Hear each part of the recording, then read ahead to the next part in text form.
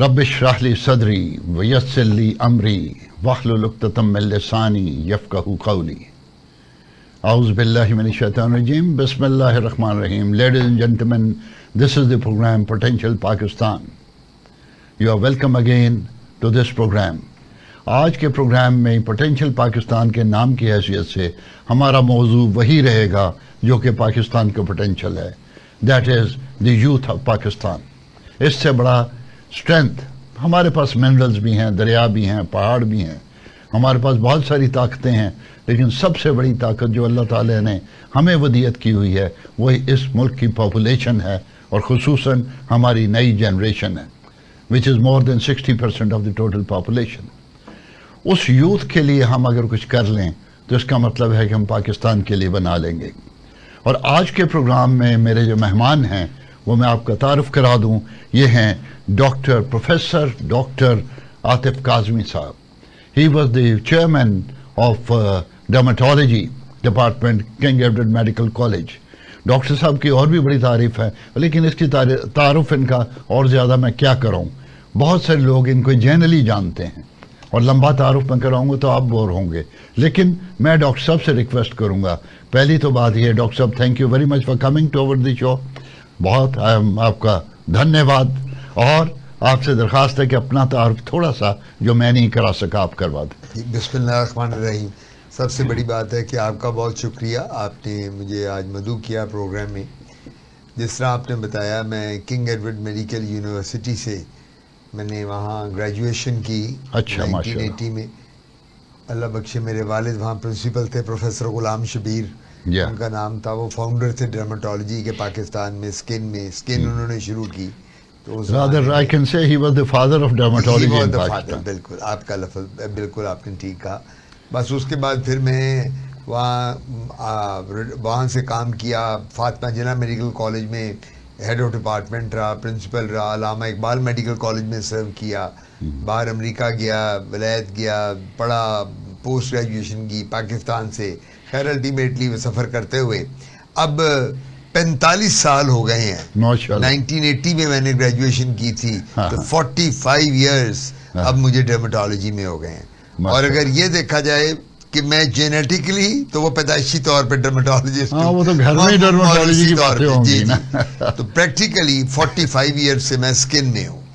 आजकल मैं फिर किंग एडवर्ड से, जिस तरह आपने बताया, मैं रिटायर होकर तो एक हमारे यहाँ लाहौर में प्राइवेट यूनिवर्सिटी है, यूनिवर्सिटी ऑफ लाहौर, मैं वहाँ आजकल हेड ऑफ डिपार्टमेंट हूँ, स्किन का प्रिंसिपल और साथ dean post graduate medical institute हूँ। तो यहाँ मैं काम कर रहा हूँ। मैंने 6 किताबें अब तक डर्मेटोलॉजी पे लिखी हैं और कोई 100 से ज्यादा रिसर्च पेपर्स हैं मेरे जो स्किन के ऊपर मेरे हैं। I am so impressed. जी, बड़ी मेहरबानी, वेरी 100 रिसर्च पेपर्स। जी। तो मैंने बस काम ही यही किया है एकेडमिक्स का, 45 साल में और कुछ नहीं किया सिवाय पढ़ाई लिखाई। बल्कि इसमें एक और बात बताता चलूँ कि मेरे वालिद ने और मैंने, जब वालिद हयात थे और प्रोफेसर थे वहाँ मेयो हॉस्पिटल में स्किन में, तो हमने एक स्किन डिजीज़ मेरे वालिद ने डिस्कवर की जो फर्स्ट कज़न मैरिजेस में हमारी पंजाबी फैमिली के बच्चे पैदा होकर, तो उनकी जब वो पैदा होता है बच्चा कज़न मैरिज में, तो उसके नाखून उतरने शुरू हो जाते हैं, उसके मुंह से खून आना शुरू हो जाता है, आंखों से खून आता है और जेनिटल एरिया पेशाब वाली जगह पे भी, और 6 महीने में बच्चे की डेथ हो जाती है। तो वो मेरे वालिद के नाम से अभी भी रेफरेंस बुक ऑफ डर्मेटोलॉजी जो है ब्रिटिश, जो रुक एंड विल्किंसन है, जो हमारी बाइबल कहलाई जाती है, उसमें मेरे वालिद डैडी के नाम से मशहूर है शबीर सिंड्रोम। पहला बंदा पाकिस्तान अभी तक, और कभी किसी के पाकिस्तान से किसी शख्स का नाम reference text book of dermatology में बाहर की नहीं आया सिवाय मेरे वालिद के। माशाल्लाह। तो वो डैडी ने और मैंने, तब मैं भी वहाँ साथ था, रिसर्च की, तो वो हमने देखा कि कज़न मैरिज जो हैं इसमें स्किन डिजीज़ में एक डिजीज़ ऐसी है कि जब बच्चा पैदा होता है तो वो जल्द उसकी उतरनी शुरू हो जाती है पैदाइश के टाइम से। अच्छा। स्किन नाखूनों की, बॉडी की, आंखों की, जिल्द की, और 6 महीने में 10 महीने में बच्चे की डेथ हो जाती है। लेकिन डॉक्टर साहब ये बताइए, कज़न मैरिज जो है जी, इसमें पहली दफ़ा ही अगर कज़न मैरिज हो तो ऐसा हो जाता है कि ये कॉन्स्टेंटली को 10 नस्लों में हो? नहीं, ये आपका बड़ा अच्छा सवाल। देखें, जेनेटिक डिसऑर्डर जो होती है ना, ये बड़ा वेरी करती हैं। Okay. इसमें डीएनए का बहुत बड़ा रोल है। जो हमारा डीएनए है जिसने डिटरमिन करना है। अब बहुत लोग ऐसे हैं जिनकी कजन मैरिजेज हैं, उनके नॉर्मल बच्चे हैं। बहुत ऐसे लोग होते हैं जिनको कोई प्रॉब्लम नहीं है, लेकिन अब साइंस ने इतनी तरक्की कर ली है, इतनी रिसर्च हो गई है कि आज से 50 साल पहले कजन मैरिज में बच्चा पैदा होके मरता था तो लोग कहते थे कि जी अल्लाह को मंजूर था जी, बच्चा पैदाइशी तौर पे वीक था ये। अब तो जो ही बच्चा पैदा होता है उसको स्किन का छाला भी निकला हो तो वो रिसर्च बता देती है कि ये बच्चे ने जिंदा रहना कि नहीं रहना। तो इसलिए हम लोग जनरली ये कहते हैं कि कजन मैरिजेस नहीं होनी चाहिए। अच्छा, वैसे इस्लाम में तो ये अलाउड है, नहीं, but it is probably not preferred. नहीं, बात यह है, अगर हम इस्लाम के हवाले से बात करें तो जहां रिसर्च साइंटिफिक बात आती है और जहां इस्लामिक बात आती है, दो डिफरेंट एस्पेक्ट्स हैं लाइफ के। क्या नबी पाक के जमाने में कजन मैरिजेस नहीं होती थी? हमारे सहाबा में जो तब थे नहीं होती थी, 1500 साल पहले, 1400 साल पहले। लेकिन मैंने आपको ये बताया कि सबसे बड़ी बात है कजन मैरिजेस का कहीं हमारे रिलीजन में ममानियत नहीं है, लेकिन एनकरेजमेंट भी शायद नहीं। मैं यही कहता हूं कि क्योंकि रिसर्च इतनी बढ़ चुकी है तो मैं हर प्रोग्राम में टीवी के, कब से 45 साल हो गए मुझे, हर जगह मैं एंकर रहा हूं, मैं हर जगह बात करता हूं, प्रोफेसर रहा हूं कि हमें कजन मैरिजेस को अवॉइड करना चाहिए। अवॉइड करें तो क्या फर्क पड़ता है? 25 करोड़ की मुसलमानों की आबादी है, क्या हमें कोई अच्छा मुसलमान लड़का या लड़की नहीं मिल सकता? तो क्यों जरूर आपने अपने चचा, मामू, ताया, पप्पो, खाला के बेटा बेटी की शादी करनी है? अच्छा डॉक्टर साहब, ये मुझे बचपन में पता था कि कज़न मैरिजेस में थोड़ा सा को हार्म है। वो वालदा मेरी बताती कि अगर 5, 6, 7 नस्लें कज़न मैरिजेस, मामा फूफी के बच्चों के साथ होते रहें तो वो एबनॉर्मेलिटी आ जाती है, उनकी साइकोलॉजिकल डेवलपमेंट कोई सही नहीं होती, व्हाटएवर। तो ये तो मुझे पता था, लेकिन स्किन का आज पता चला। वो रीजन उसकी है कि जो आप बात कर रहे हैं बिल्कुल ठीक कह रहे हैं। ये अगर एक 6 नस्लों में कजन मैरिजेस हो रही हैं तो उनमें क्या होता था कि एक कोई साइकाइट्रिक प्रॉब्लम है, किसी बच्चे का कद बहुत छोटा रह गया और वो फिर आ जाएगी, किसी बच्चे की बिनाई चली गई, एक उसकी आवाज ऑडिशन उसकी ठीक ना रही। लेकिन स्किन डिजीज जो हैं ये बड़ी कॉमन है। कभी अगर आप एक पूरा प्रोग्राम मेरे साथ करें, जब कभी करेंगे सिर्फ जेनेटिक डिसऑर्डर स्किन के साथ, मौरूसी बीमारियां जो कजन मैरिजेस में स्किन में आती हैं, तो मैं आपको यहाँ वीडियो के साथ स्किन डिजीज दिखाऊंगा कि जिसको आप डर जाएंगे देख के कि इस किस्म की बीमारियां स्किन की आ जाती हैं। हाँ, अच्छा, थैंक यू डॉक्टर साहब। ख्वातीन हज़रात, बात तो ये हो रही थी पोटेंशियल पाकिस्तान की, और मेजॉरिटी हमारी चूँकि यूथ है और that is the main potential जिसको हमने लेके चलना है, और उनके साथ कोई रिलेटेड ऐसी बीमारियां या ऐसा कोई मसला हो तो वो डॉक्टर साहब से अब मैं बात करता हूँ। डॉक्टर साहब, मेरा पहला तो आपसे सवाल ये है कि आजकल सर्दी बड़ी है और सर्दी में बड़े कॉमन इश्यूज आते हैं, स्किन से रिलेटेड भी आते हैं, और हमारे बच्चे बच्चियाँ खुसूसन जो सुबह के वक्त जाते हैं, सर्दी लगती है, मोटरसाइकिल पे इधर उधर व्हाटएवर, इसमें कुछ तरह बताइए कि क्या सूरत हाल और क्या होना चाहिए? देखिए, बात सबसे बड़ी बात यह है कि सर्दी में जो सबसे बड़ी प्रॉब्लम है वो स्किन का ड्राई हो जाना होता है। Normally every person has a dry skin. पानी पीना कम हो जाता है सर्दियों में, लोग पानी की कंजम्पशन कम होती है, पसीना कम आता है, पानी कम पीते हैं, और हमने अपने आप को ओवर वार्म रखा होता है। अब जिस तरह आपने बात की है, बच्चे बच्चियां जा रहे हैं, हम स्वेटर पहन रहे हैं, जैकेट पहन रहे हैं, कोट पहन रहे हैं, नीचे माएँ तो छोटे बच्चों को 2-2 स्वेटरें पहना रही हैं, नीचे वार्मर होते हैं, लेगिंग्स होती हैं। सो होता ही है कि हम सर्दियों में जब अपने आप को बड़ा ओवर वार्म रखते हैं तो हमारा बॉडी का टेम्परेचर ऐसा होता है कि वो उस वक्त ह्यूमिडिफाई हो जाती है स्किन हमारी, और वो ड्राई होनी शुरू हो जाती है। तो सबसे बड़ी कॉम्प्लिकेशन तो स्किन की सर्दियों में ड्राइनेस है, डिहाइड्रेशन की वजह से। अब किसी को कहोगे तुम 10 ग्लास पानी के दिन में पियो, कहेगा डॉक्टर साहब सर्दी में कहाँ पिया, 2-4 पी लें तो बहुत होता है। ये कोई गर्मियाँ तो नहीं है कि पसीना बहुत आना है तो गर्मी लग रही पानी पिए। दूसरी बात सबसे बड़ी है कि जब स्किन ड्राई होगी तो स्किन डिजीजेज भी बढ़ेंगी। और स्किन डिजीजेज में ड्राइनेस के साथ सबसे पहले एक्जिमा आता है, जिसे चंबल कहते हैं। अक्सर औकात आपने लफ्ज़ चंबल सुना होगा, हम लोग अपनी ज़बान में इसको एक्जिमा कहते हैं। खारिश होती है पूरी बॉडी पे, किसी भी हिस्से पे, उसके बाद फंगस आ जाती है जिसको दाद या ददरी कहते हैं। बॉडी पे पैचेस बन जाते हैं। हमारी जो थाइज हैं, ग्रोइंस हैं हमारी, उनमें वो रेड रेड रिंग बन जाते हैं। आम लोग उसको रिंग वर्म कहते हैं, हम उसको फंगस कहते हैं। ये कॉमन बीमारी है। फिर एलर्जी की बीमारी है। सर्दियों में हम लोग प्रोटीन बहुत खाते हैं, गोश्त खाते हैं, अंडा, मछली, फिर उसके बाद सी फूड लेते हैं। फिर ये हमारे बच्चे फास्ट फूड बहुत खाते हैं, बर्गर, पिज़्ज़ा, शवारमा, इसके साथ भी एलर्जी शुरू हो जाती है। फिर सर्दियों में एक बीमारी है जिसको स्केबीज कहते हैं। ये वबाई खारिश है, ये लगने वाली है, ये रात को बहुत होती है। और रीज़न क्या है कि छोटे बच्चे जो हैं, माएँ उनको डेली नहलाती नहीं हैं क्योंकि सर्दी बड़ी है। अब हम लोग भी, इवन हमारी उम्र में भी कई लोग आते हैं, डॉक्टर साहब मैं तो इतनी ठंड में नहीं नहा सकता, चाहे घर में गर्म पानी में हफ्ते में 2 दिन 3 दिन के बाद नहाता हूँ। हालांकि ये गलती नहीं करनी, ये गलती नहीं। मेरी एक अपनी आदत है, मैं तो जब से मैंने होश संभाला है, गर्मियों में 2 दफा मैं शावर लेता हूँ, सर्दियों में 1 दफा मैं शावर लेता हूँ। बिल्कुल ये नहीं रिक्वायरमेंट। और यही मैं सबको भी कहूंगा, जो सुनने वाले मेरे व्यूअर्स हैं, कि वो भी ये करें कोशिश। लेकिन जो छोटे बच्चे स्कूल गोइंग हैं, जिस तरह आप कहते हैं, वो माओं को जरा डर होता है, सुबह अगर नहा दिया या आके नहाया, ठंड लग गई, निमोनिया हो गया, ये हो गया, तो वो अच्छा उसके साथ फिर बीमारियां और बढ़ जाती हैं बच्चों में। उसके साथ स्केबीज आ जाती है जिसको खारिश कहते हैं, ये लगने वाली बीमारी है। फिर बच्चियों के सरों में जुएं पड़ जाती हैं, जिसको पेडिकुलोसिस कहते हैं, सर नहीं धोए जाते बच्चियों के। ये बीमारियां स्कूल से बच्चियां लेके आते हैं, आपस में बच्चे खेलते हैं, बच्चियां भागते दौड़ते टच करते हैं, ये वो आ जाती हैं।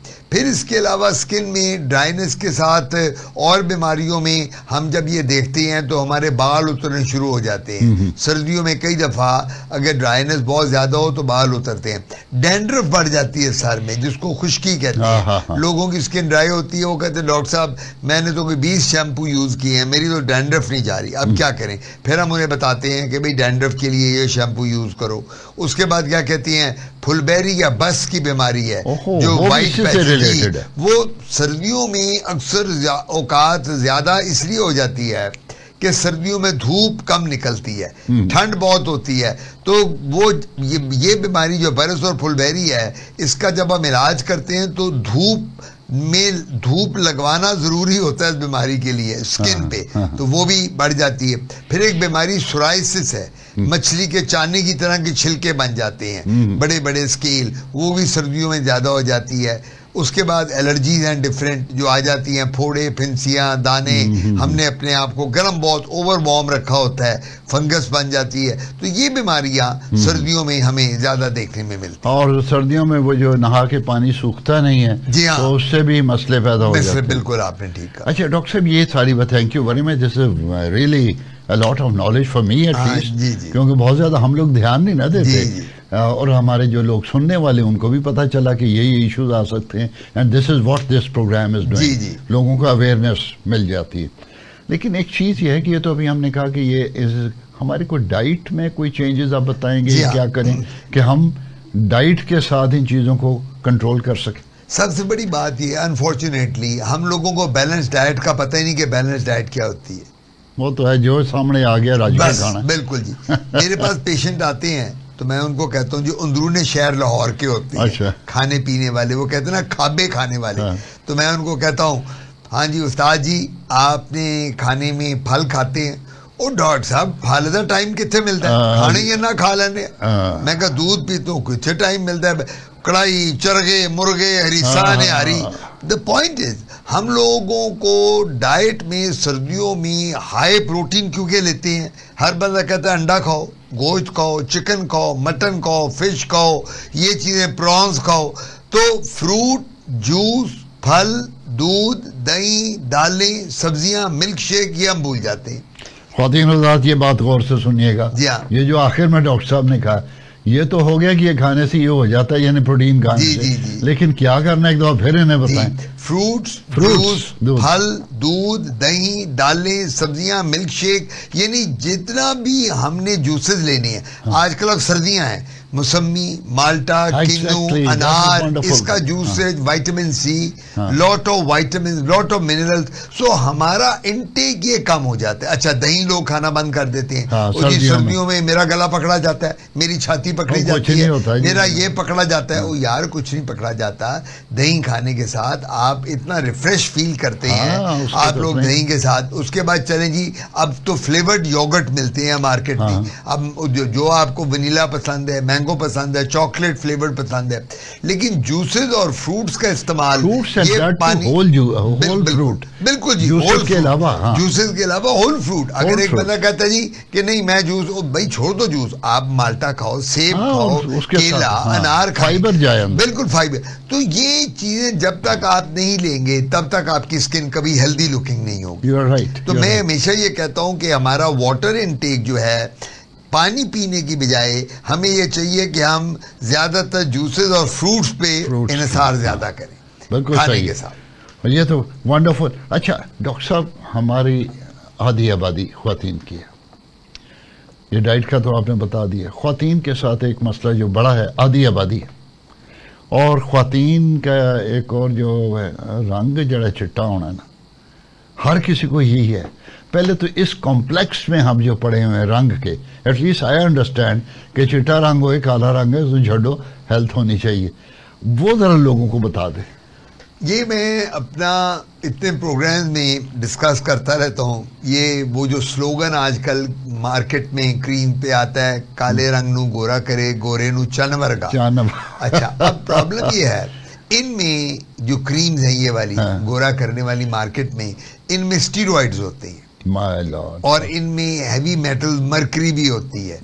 अब स्टीरॉइड क्या करते हैं, ये चेहरे पे बाल ले आते हैं खवातीन की। ये जो एक्सेसिव हेयर ग्रोथ हो जाती है चेहरे के बालों की खवातीन में, जब ये हमारे पास लेज़र कराने आती हैं, तो मैं जब उनसे पहला क्वेश्चन पूछता हूँ, बेटा आपको, आपकी उम्र कितनी? कहती है 18-19 साल की।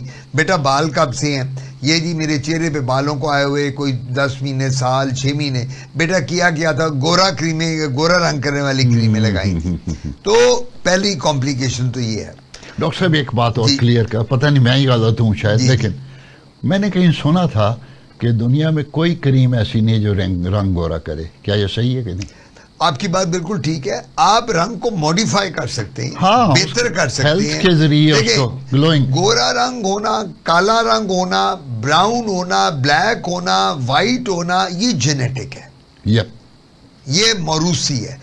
आपके माँ बाप देखें, हर चीज जेनेटिक है। मैं आपको कहता हूं आपकी शक्ल आपके चचा पे है, एक बंदा कहता है आपके बेटे की शक्ल आपके मामू पे है, एक कहता है ये तो अपनी मासी से चली गई है, खाला की तरह हो गई है, एक कहता है इसका कद बड़ा लंबा है, इसका ताया लंबा था, एक कहता है इसका कद छोटा, इसकी दादी छोटी थी। हम ये बातें क्यों करते हैं?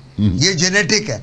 जो अल्लाह ताला रंग देता है ये भी जेनेटिक है, ये भी मौरूसी है। ये जो आपको, हम क्या करते हैं, मैं खुद भी क्रीम बनाता हूं, हम डर्मेटोलॉजिस्ट क्रीम बना के देते हैं, क्रीम तो खुद डिस्पेंस करते हैं जिसके साथ रंग मॉडिफाई हो जाता है। अब चेहरे पे छाइयां पड़ जाती हैं, खवातीन जो प्रेग्नेंट होती हैं, जब बच्चे पैदा करती हैं तो उनके स्याहियां पड़ जाती हैं, जिसको हम मेलाज्मा कहते हैं। अब वो स्याहियों के साथ उनका चेहरा बुरा लगता है। हम वो आती हैं, हम उन्हें कभी ये नहीं कहते कि तुम्हें मैं गोरा करने वाली क्रीम है या मैं तुम्हें मेम बना दूंगा, एक वलायती मेम या अमेरिकन मेम। हम उन्हें ये कहते हैं हम तो आपको क्रीम दे रहे हैं, हम ये खुद डिस्पेंस करते हैं, इनमें केमिकल्स होते हैं जो हमें पता होता है इस काले रंग को साफ करेंगे, आप लगाएं, आपका चेहरा जो है बड़ा ग्लो करेगा, चेहरे पे चमक आ जाएगी।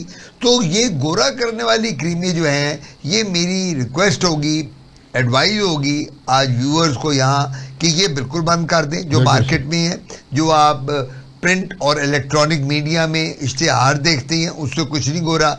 हमारे पास आप आए डर्मेटोलॉजिस्ट के पास जो स्किन में काम करते हैं, वो खुद आपको बताएंगे कौन सी क्रीम लगाएं जिससे आपका रंग बहुत बदल जाएगा, चेहरे पे ग्लो आ जाएगी। और ये हमारा जो ऑब्सेशन है, काले रंग, गोरा रंग, मेरी सस गोरी, मेरा खामन गोरा, मेरा रंग ऐसा, ये वो, इस ऑब्सेशन से बाहर निकल जाए। और ये जो ख्वातीन का शौक है खुद अपना रंग जैसा भी हो, जी हाँ, बेटे की बीवी जो लानी है, बहू वो गोरी लानी है, जी हाँ, जी हाँ, और वो गोरी ला के उसके बाद वो जब बहू कभी रंग दिखाती है ना अपना दूसरा, तो फिर कहते हैं जी भाई तुम गोरा रंग ढूंढ रही थी तुम्हें गोरा रंग मिल गया, तुमने उसके एटीट्यूड की तरफ तो गौर ही नहीं किया। मैं तो आपको आपकी बात इसी से मैं एक बड़ा इंटरेस्टिंग वाकया आपको बताता हूँ। अच्छा। मेरे पास एक खातून आई, बुजुर्ग खातून, और वो अपना बेटे को और अपनी बहू को लेके आई दिखाने के लिए।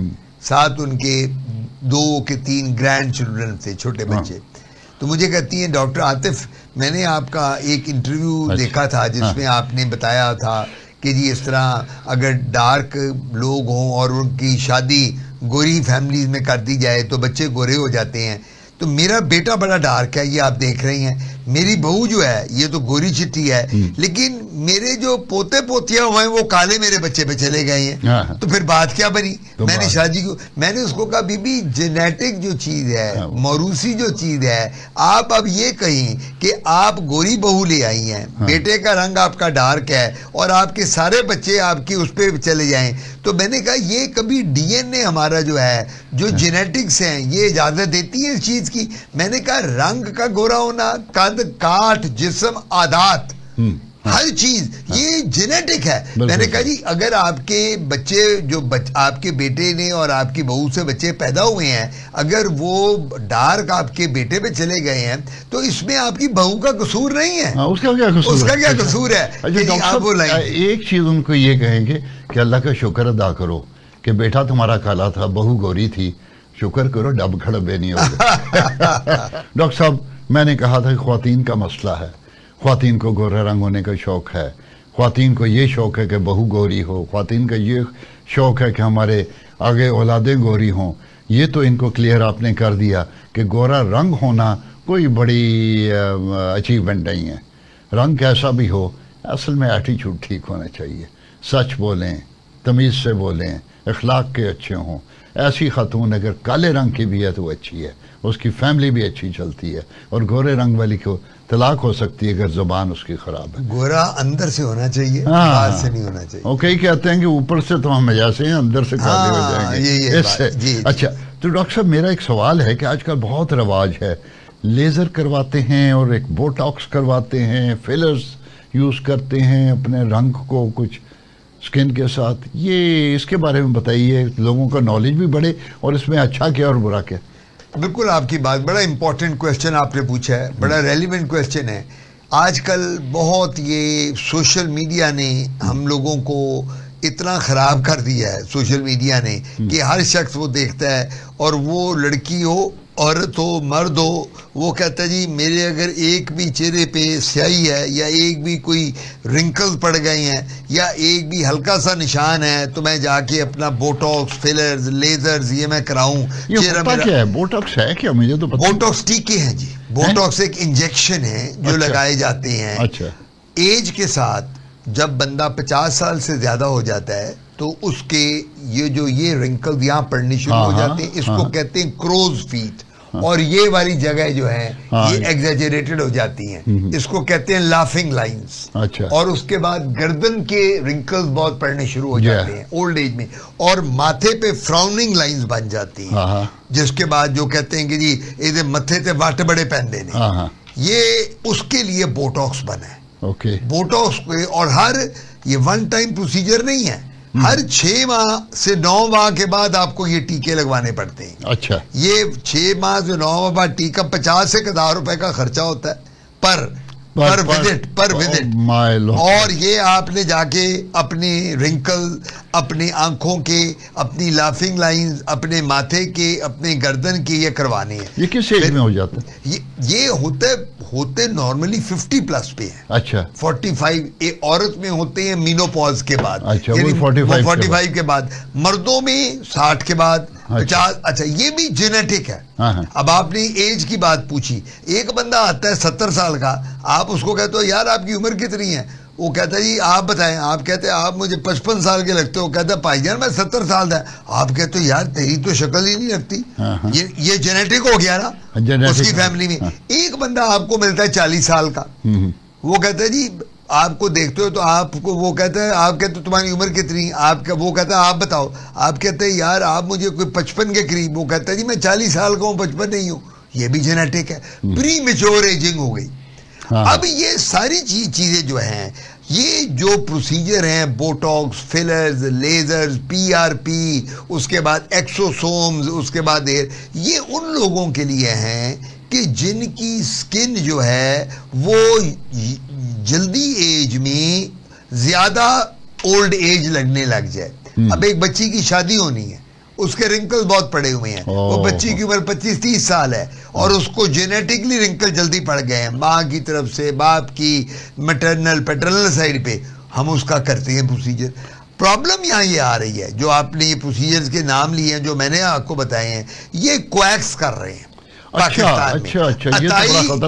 ये यही तो बात है। अताई डॉक्टर, जिसको अतायत कहते हैं, अंग्रेजी में हम इसको क्वैकरी कहते हैं। ये कौन है? अब ब्यूटी सैलून है, ब्यूटी सैलून में खवातीन जाती हैं। ब्यूटी सैलून का क्या काम है?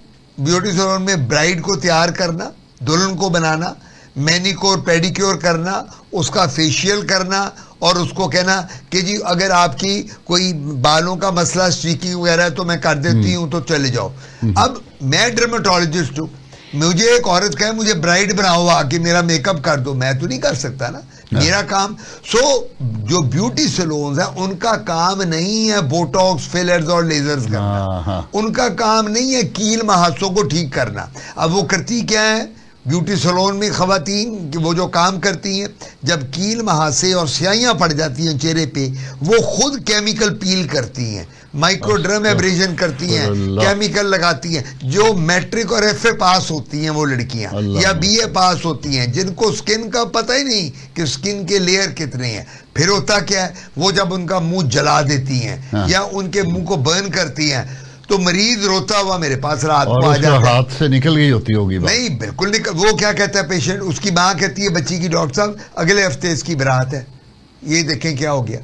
अब मैं कह दूं गए, हमें तो जी किसी ने कहा था जी कि आप ब्यूटी सैलून में जाएं, वो केमिकल पील करेगी, लेटेस्ट फेशियल करेगी, माइक्रोडर्म करेगी, ये करेगी। ये तो आपने क्या बात छेड़ दी मैंने आपको। ये तो आप जो कह रहे हैं, ये तो अवेयरनेस जो है, जी जी, इसके लिए तो बाकायदा गवर्नमेंट को करना चाहिए। नहीं, गवर्नमेंट तो बर्बाद कर रहे हैं। नहीं, पीएमडीसी और हेल्थ केयर कमीशन, ये दो ऐसे इदारे हैं हमारे हेल्थ में जो इसको सारा ओवरलुक करते हैं, देखते हैं। प्रॉब्लम सबसे बड़ी ये आती है कि रेगुलेटरी बॉडी बनी हुई है, लेकिन हमारे मुल्क में मसले मसाइल ऐसे हैं इम्प्लीमेंटेशन नहीं करते। बस आप ये जानते हैं, आपका तजर्बा माशाल्लाह इतना है जिंदगी का कि आप जानते हैं इस मुल्क में जो मर्जी रेगुलेटरी बॉडी बना दो, बस उसकी इम्प्लीमेंटेशन क्यों होगी, किस तरह होगी और कब नहीं होगी आप भी जानते हैं, मैं भी जानता हूं। बड़ी बात होती है। मेरे यूनिवर्सिटी में आ गए जी नैब वाले, हाँ, उनकी खातून बड़ी अच्छी, अंग्रेजी भी बहुत अच्छी, वेरी स्मार्ट गर्ल, डिफरेंशिएशन करके आई जी, and she spoke very well, otherwise all appreciation for her. But the point is कि वो कह रही थी कि ये करप्शन बुरी बात है, ये करप्शन नहीं होनी चाहिए, करप्शन के ये लॉ है, तो करप्शन में, तो करप्शन के खिलाफ वो लोगों का माइंडसेट बना रही थी। तो बाद में जब क्वेश्चन आंसर हुए तो मैंने कहा कि मैडम, ये जिस वक्त एक इम्प्लीमेंटेशन का अदारा तबलीग करना शुरू कर दे, इसका मतलब है कि आपके पल्ले कुछ नहीं, बस बात खत्म हो गई। या आप तबलीग पे आ गए। बिल्कुल स्थिति नहीं है। आपने तबलीग करनी है तो तबलीगी जमात को कहें कि लोगों को बताएं करप्शन बुरी बात है। इस तरह तो करप्शन के खिलाफ एक्शन आप क्या ले रहे हैं, पिछला बताएं कि आपने क्या किया, कितने बंदे पकड़े। आप तो यूज होते हैं पॉलिटिकल चीजों के लिए, जिसको रगड़ा देना उसके खिलाफ मुकदमा कर दो, जिसको छोड़ना अपना बंदा छोड़ दो। और ये एक वो चेयरमैन ने इस्तीफा भी दिया था कि मुझे कहता है जी अपना बंदा छोड़ दो, और वो फ्रॉड है, चोर है, और कोई दूसरा बंदा छोटा मोटा किया कहता है फाड़ लो, क्योंकि दूसरी। These are the things. असल में तो ऑनेस्टी डिसऑनेस्टी, आपने जो बातें की बिल्कुल यही बातें, मैंने ये करना नहीं चाह रहा था, मैं ये बताने, आपने बताया कि बिल्कुल बात दूध का दूध और पानी का पानी कर दिया। इम्प्लीमेंटेशन अथॉरिटीज जो हैं वो तबलीग करें, समझे काम खराब हो चुका है। और ये जो आपने कहा कि जिन्होंने इन चीजों को रोकना है, आपके ब्यूटी सैलून्स पे जो खुद ही प्रैक्टिसिंग शुरू कर दी उन्होंने, मैंने वही कहा ना जी। तो जब वो एक दिन अगर वो ब्यूटी सैलून को गवर्नमेंट इदारा सील करता है, अगले दिन वो कोर्ट से जाके उसको डीसील करा लेते हैं, वो जाके एक स्टे ले लेते हैं कोर्ट ऑर्डर से, बात खत्म हो गई। तो बात ये है कि पूरा आपका हमारा जो मैकेनिज्म है, हमारे जो डायनामिक्स हैं, जिसका हमारा सिस्टम के, वो इतने इस किस्म के हो चुके हैं कि यहाँ बंदा बहुत फ्रस्ट्रेशन में ज्यादा रहता है। डॉक्टर साहब, मेरा अपना ज़ाती ख्याल है कि हम एक चीज़ अगर कर लें, वो ये है कि everybody should be doing something which is he और शी और that department is suppose to do. हमारा मसला है कि हम वो काम नहीं करते जो हमने करना है और हम दूसरे काम शुरू कर देते हैं। अब मसलन मैं कई दफ़ा कह चुका हूँ, वैसे चूँकि मैं बोलता रहता हूँ कि वापडा के ज़िम्मे हमने इनकम टैक्स कलेक्शन शुरू कर दिया। इनकम टैक्स नहीं बल्कि कंजम्पशन टैक्स कलेक्शन वापडा के ज़िम्मे करोगे तो बिजली का यूनिट 60 रुपये का तो होगा, और जब 60 रुपये का होगा तो इंडस्ट्री आपकी फेल हो जाएगी। इंडस्ट्री फेल हो गई तो एक्सपोर्ट कितने, एक्सपोर्ट कौन करेगा जब आपकी वाइबल नहीं होगी। ये चीज़ें हैं, और इसी तरह और बहुत सारे इदारे हैं जिनका काम नहीं है, वो अपना काम लेके बैठे हुए हैं, दूसरों के काम में हाथ डालते हैं। CBR FBR वापडा बन गया, और बहुत सारे ये जो नैब है, या तो वो पोलिटिकल विक्टिमाइजेशन के लिए इस्तेमाल होती है या फिर वो तबलीग करना शुरू हो गई है। और जिन्होंने काम करना दूसरे वाला, मैसेज जो है इस्लाम का वो प्रॉपर नहीं है, उसमें इम्प्लीमेंटेशन पार्ट नहीं है। हम पकड़ के शुरू हो जाते हैं रिचुअल्स को एक्सप्लेन करने के, ऐ करो तो फिर रिचुअल्स आर डेफिनेटली श्योर, नमाज पढ़ना है, लेकिन नमाज से जो उसकी प्रैक्टिकल साइड है वो ईमानदारी है। We are a hypocrite society. That is the problem. Somehow the things are wrong. लेकिन डॉक्टर साहब जिस दिन ये चीज सही हो गई ना, इंशाल्लाह it will take not minutes, not but maybe 1 year or 2 years. बस बिल्कुल ठीक, Things will be okay. बिल्कुल ठीक। Resolve ये होना चाहिए कि हमने ठीक करना है, और अगर आपने बहुत ज्यादा शोर मचाया ना रिजॉल्व करने का कि हम ये ठीक करना है, अगले ने कहना तो गड़बड़ कर अच्छा डॉक्टर साहब ये बता दें, ये तो गोरा करने वाली क्रीम के बारे में हमें पता लग गया कि देयर इज नो क्रीम जो गोरा करे, क्योंकि स्किन के ऊपर गोरा करे।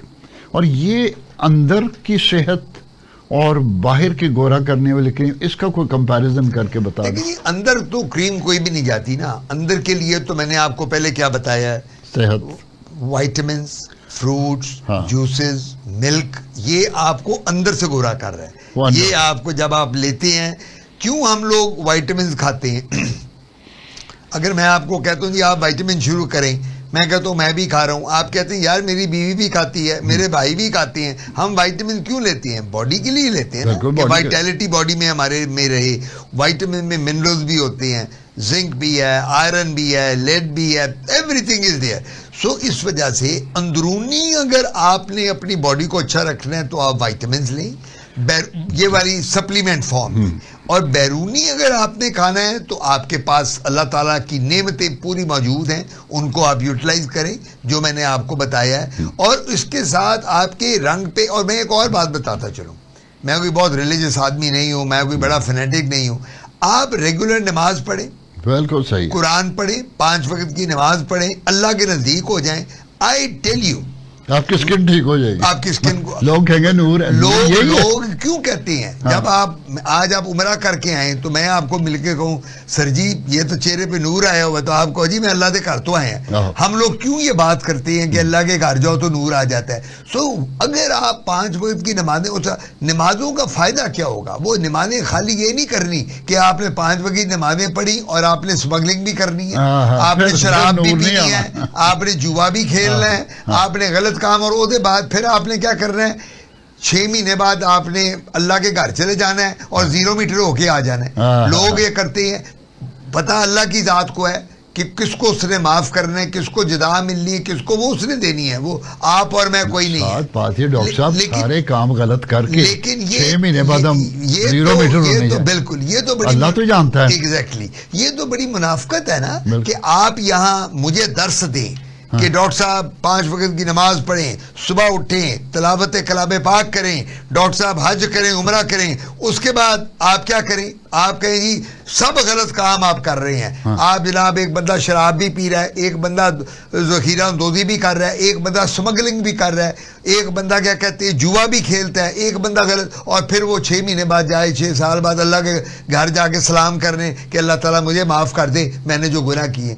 यही मैं आपको कह रहा हूँ, we are a hypocrite society. गुनाह माशरे के खिलाफ किए हैं जी जी, और माफिया अल्लाह से मांग रहे हैं। मैं बिल्कुल आपकी बात बिल्कुल 100%। तो मकसद मैं ये नहीं बात कर रहा, क्योंकि आपका प्रोग्राम ही ऐसा है, तो इसमें मैं कन्वे ये करना चाहूँगा, हम लोग जब तक मैं पूरी दुनिया में फिरा हूँ, कोई दुनिया का ऐसा मुल्क है नहीं है जो मैं नहीं गया। ये मैं आपको, मुझे ट्रैवलिंग का बहुत शौक है, यानी मैं और मेरी wife every you name a country and I been in that country. माशाल्लाह।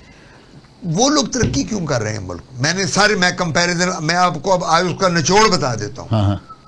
बड़े बड़े मैंने बुरे मुल्क भी देखे हैं, वो उनके एक सिस्टम है, वो सिस्टम को फॉलो करते हैं।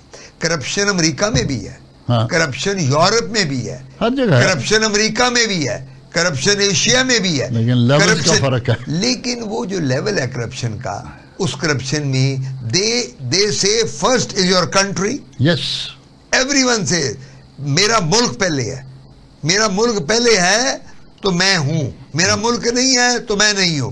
वो अपने मुल्क की पहले बात करते हैं।